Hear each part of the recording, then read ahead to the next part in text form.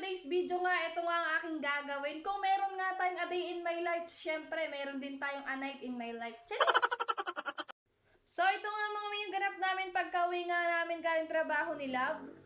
Pinaghiwa-hiwalay na nga niya yung mga labahin namin dahil schedule nga ngayon yun ang paglalaba. At dalawa nga lang pala kami nagbibisme pero 2 beses nga kami sa isang linggo naglalaba dahil kailangan nga namin lagi ng mga pangtrabaho. Dito nga mga may tuwan-tuwa nga ang aking asawa dahil may bago nga daw siyang pants at bigay nga daw to ng aming boss. Abay baka naman isipin niyo may hindi ko binibilhan ng pantalon yung asawa ko, hindi po talaga.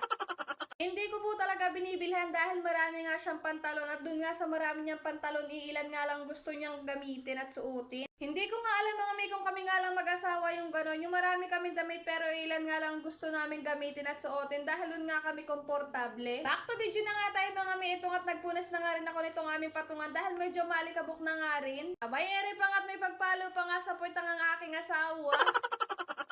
Hindi ko nga alam mga may kung ganito nga rin kayo katulad sa akin. Yung kapag kami nakikita talaga akong linisin kahit kakalinis ko lang ay talagang lilinisin ko dahil ayoko talagang may nakikitang kalat at madaling uminit ang ulo ko pagka ganun. Alam nyo yung tipong kahit pagod na ako basta may makita nga akong linisin ay talaga naman lilinis ko na at hindi ko na nga pinagpapabukas pa. Ay wala naman magbabago dun Miko, ipagpapabukas ko pa ako, di naman maglilinis nun. Minsan nga mga may pinapagalitan na ako ng asawa ko dahil reklamo daw ako ng reklamo sa kanya na pagod na ako, panay naman ang gawa ko daw. Ganun nga tayo mga ugaling mga babae, lalo na nga yung mga Mrs. Dian na talaga naman pagkadadak-dadak tapos sila din naman yung gumagawa sa bahay. Abay mga may yun na nga yung sinasabi, ang doble ang pagod, pagod na yung bunganga mo, pagod pa yung katawan mo. Abay isa pa nga mga may, kung nakakarami nga lang ng pera ang pagbubunganga, talagang siguro ngayon isa na ako sa mga milyonaryo. Kanina nga mga may, bumili na nga lang pala ako nitong malin doon sa tindahan bago nga kami umuwi ni Love galing sa trabaho. Binabala ko kasi mga may itry, nakikita ko sa social media yung nori tapos lalagyan mo ng kanin tapos lalagyan mo ng spam mga may. Wala lang, gaya-gaya lang ako. Abay dito nga mga may, sinabi ko nga sa aking asawa na itry nga niya yung ginagawa ko lagi, ang pagmamultitasking. Sabi ko nga mga may, habang naglilikom nga siya ng mga sinampay namin ay try niya nga rin magluto at the same time.